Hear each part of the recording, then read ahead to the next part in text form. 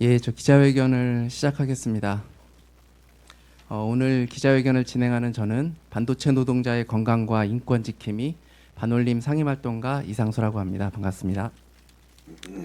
예, 오늘 기자회견 참여하신 분들부터 소개해드리겠습니다. 먼저 더불어민주당의 우원식 의원님 오셨습니다. 네, 더불어민주당의 박홍근 의원님 오셨습니다. 네, 정의당 윤소하 의원님 오셨습니다. 네, 그리고 삼성전자 LCD 뇌종양 피해자 한혜경님의 어머니이신 김신여 어머님 오셨습니다. 그리고 산업기술보호법 헌법소원을 준비하고 계신 임자원 변호사 오셨습니다. 산업기술보호법 대책위에서 같이 활동하고 있는 여러 단체들이 있는데요. 그중에 투명사회 감시를 위한 정보공개센터의 김혜찬 상임활동가 오셨고요. 한국노동안전보건연구소의 박기형 상임활동가 오셨습니다. 그리고 반올림 상임활동가 권영은 활동가 그리고 조승규 활동가 같이 오셨습니다. 지난해 8월 2일에 이곳 국회에서 산업기술보호법이 통과됐습니다. 국내 산업기술을 보호한다라는 그런 취지를 내세웠지만 감추어진 독소 조항이 있었습니다. 지난 몇 달간 반올림과 시민사회가 함께 이 문제점을 열심히 알려왔고요. 여러 언론들에서도 이 문제를 중요하게 다뤄주셔가지고 많은 분들이 이 문제를 확인하게 됐습니다. 지난주 2월 20일에 산업보건학회를 포함해서 유관학회 4곳에서 이 문제점을 알리고 이 법의 개정을 촉구하는 기자회견을 이곳에서 하셨습니다. 아주 이례적인 일로 이 문제가 얼마나 심각한지 잘 드러내는 일이었고요. 그리고 마침내 오늘 이곳 국회에서 국회의원분들이 이 법에 문제점이 있고 이 재개정을 촉구하는 그런 기자회견 자리를 마련해 주셨습니다. 오늘 이 자리를 앞에서 마련해 주셨던 첫 번째 그 발언으로 그 우원식 의원님의 발언을 듣도록 하겠습니다. 네, 더불어민주당의 우원식 의원입니다.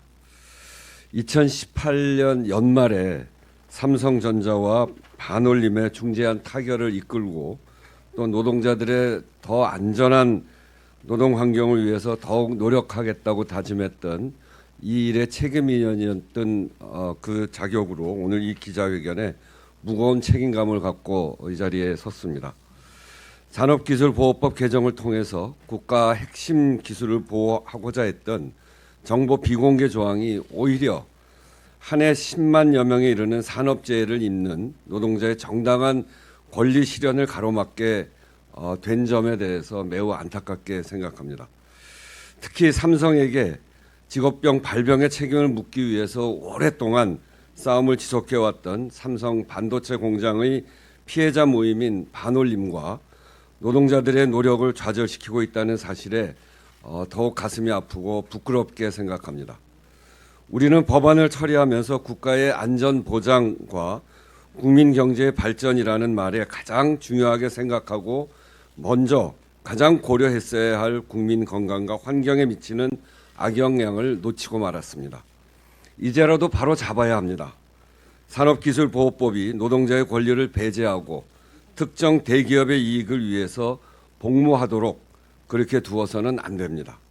다른 법들과 마찬가지로 산업기술보호법도 국민의 생명과 건강, 환경보호라는 헌법적 가치 그리고 그 원칙이 최우선으로 적용되어야 하며 당초의 취지대로 산업기술의 불법 해외 유출을 방지하는 데 실효성을 가질 수 있도록 재개정해야 합니다. 그리고 정부 차원에서도 하위 법령이나 내부 지침 개정을 통해서 독소 조항이 개정되도록 해야 합니다.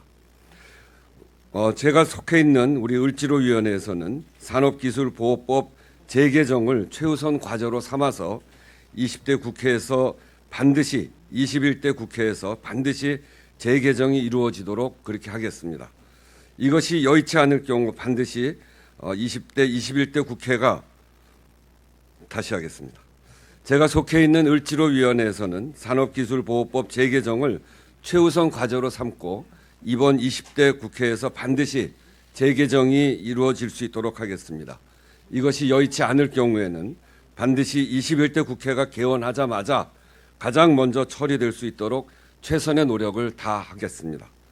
13년이 되도록 눈물이 마르지 않고 있는 삼성 반도체 노동자들과 그 가족의 눈물을 닦아드리기 위해 을지로위원회 그리고 책임위원으로서 조 우원식이 책임을 지고 다해 나가겠습니다. 감사합니다. 네, 감사합니다.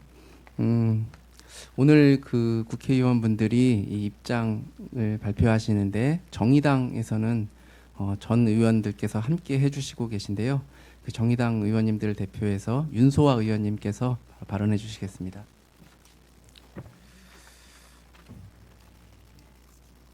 네, 정의당의 윤소아입니다. 지난 8월 국회 본회의에서 산업기술보호법 개정안이 통과되었습니다. 그리고 지난 20일부터 이 개정안은 시행에 들어갔습니다. 그동안 노동자의 생명과 안전, 알 권리를 지키기 위해 노력해 오신 많은 분들의 노고에도 불구하고 이 법안은 면밀히 검토되지 못한 채 통과되었습니다. 당시 일본과의 무역 분쟁 속에서 산업기술 보호를 대폭 강화하기 위한 법으로만 인식했고 정의당에는 해당 상임위원이나 담당 정책위원이 없다 보니 법안의 내용을 살피는데 철저하지 못했음을 말씀드립니다. 늦었지만 바로잡겠습니다. 헌법적 권리인 국민의 알 권리가 애매모호한 규정으로 침해되는 일이 없도록 법을 재개정하겠습니다. 노동자의 안전과 생명 관련 정보는 반드시 공개하도록 하겠습니다. 마지막으로 이번 산업기술보호법 개정안처럼 독소조항을 은닉한 법들이 국회 심의 과정에서 충분히 논의되고 걸러내질 수 있도록 국회 상임위 소위원에 대한 접근성을 높이고 정당과 시민사회단체 간 정보 공유 및 협력도 강화해 나가겠습니다. 비록 20대 국회가 얼마 남지 않았지만 산업기술보호법 개정안의 독소조항을 걸러내기 위한 방도를 꼭 찾아내겠습니다. 이상입니다. 네, 바로 이어서 삼성전자 LCD 뇌종양 피해자 한혜경님의 어머니 김신여 어머님의 말씀을 듣겠습니다.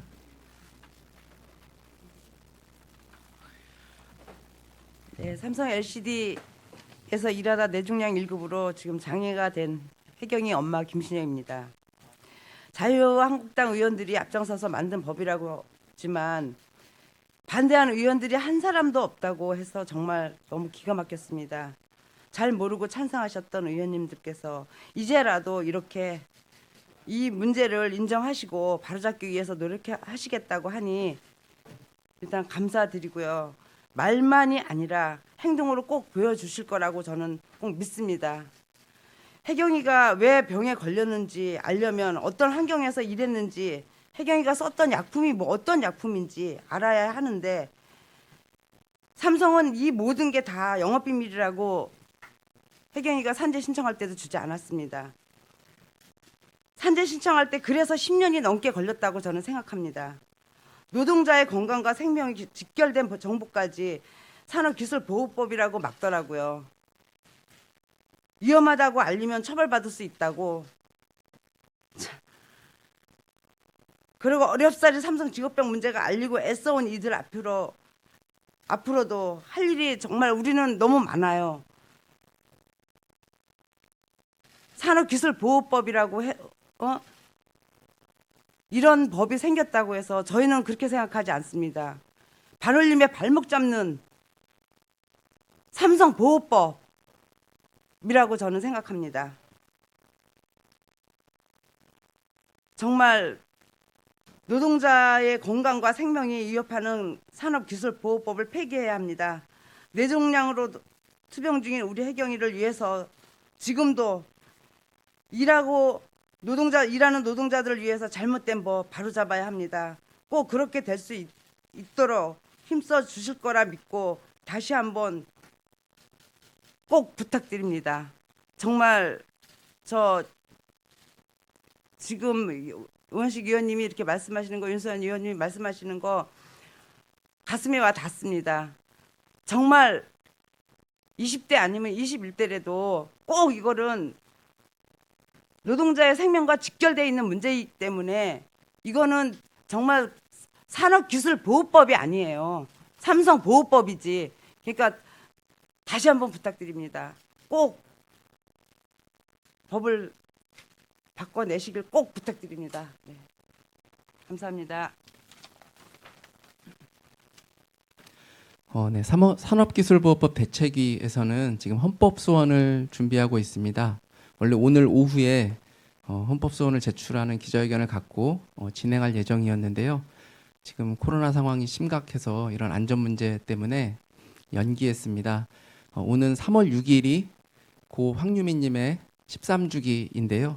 그 전날 3월 5일에 다시 이제 헌법소원 기자회견을 갖고 제출할 예정입니다.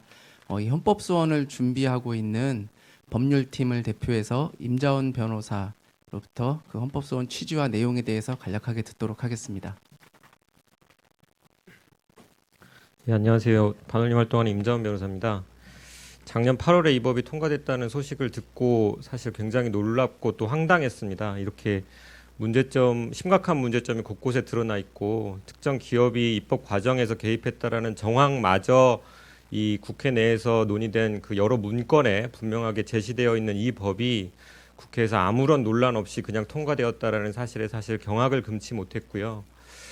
그 입법이 되는 과정을 살펴보니 뭐 그게 이해될 만한 사정이 없진 않았습니다. 하지만 그럼에도 이 법안에 찬성해 주신 의원님들께서 끝까지 책임지는 모습을 보여주시길 바랬고 다행스럽게도 여기 이 자리에 계신 우원식 의원님, 박홍근 의원님, 윤수환 의원님을 비롯해서 14분의 국회의원들께서 이 법의 문제점에 공감하고 이 법의 재개정을 위해서 노력하겠다라는 입장문에 같이 뜻을 모아주셔서 감사드립니다. 미처 참여하지 못한 의원들께도 계속 요청드리겠습니다.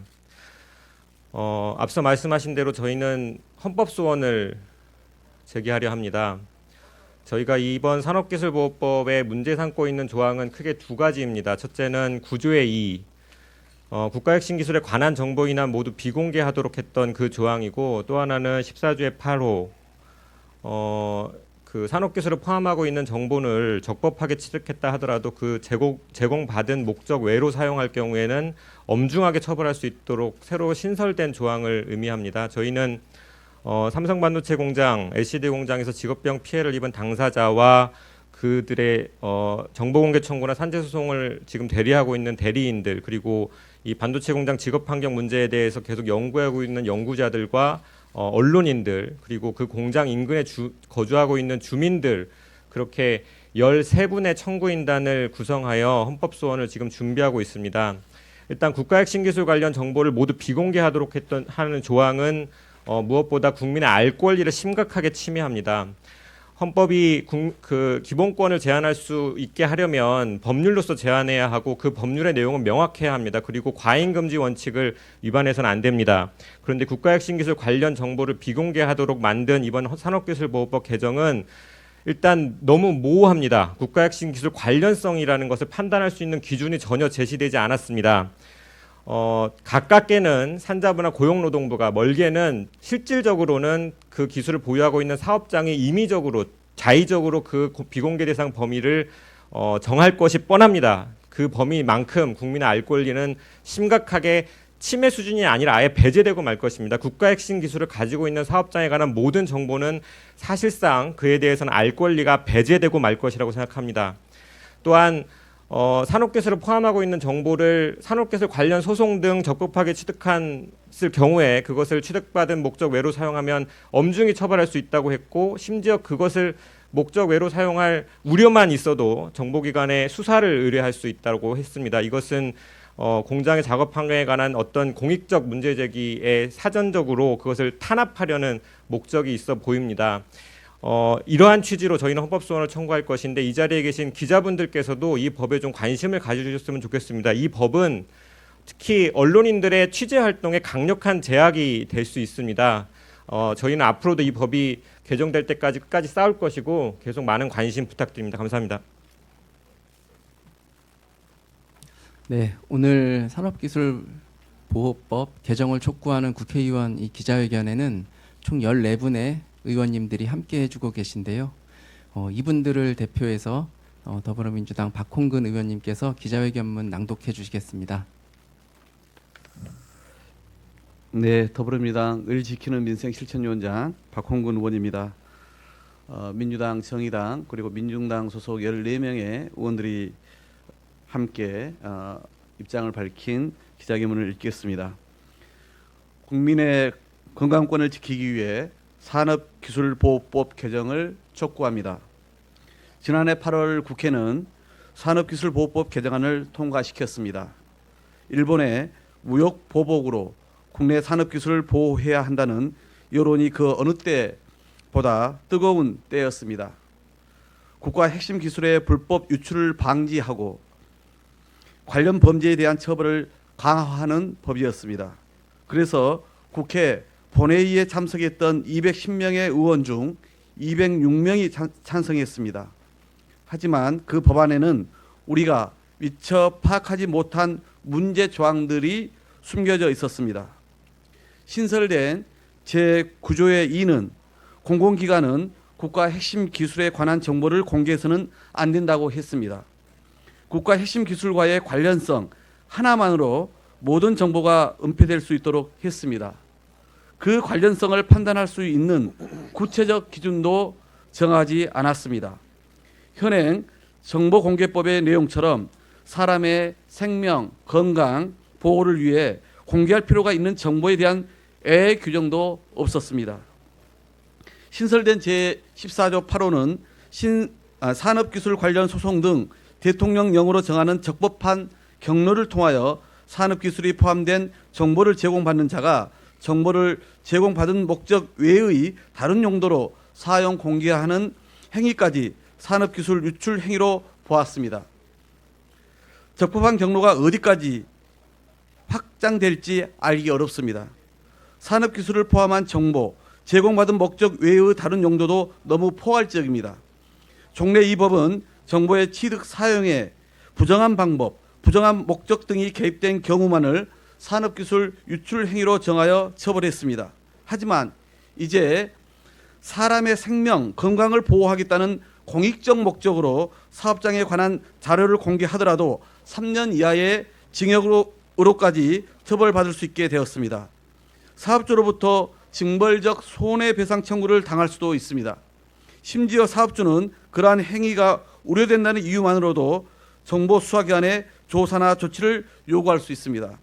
이와 같은 조항들은 지금까지 삼성전자가 국정감사나 직업병 관련 소송, 직업병 피해 유족에게 보낸 편지글에서 일방적으로 했던 주장들과 내용적으로 매우 비슷합니다. 이러한 법안이 국회에서 논의될 때 작성된 문서, 관련 회의록 곳곳에도 삼성의 흔적이 새겨져 있습니다. 이 법이 통과되자 삼성은 진행 중이던 작업환경 보고서 공개 소송에서 보고서 공개 논란이 입법적으로 해결되었다고 주장했습니다. 노동계와 시민사회, 일부 언론까지 이 법을 삼성보호법이라 부르는 이유입니다.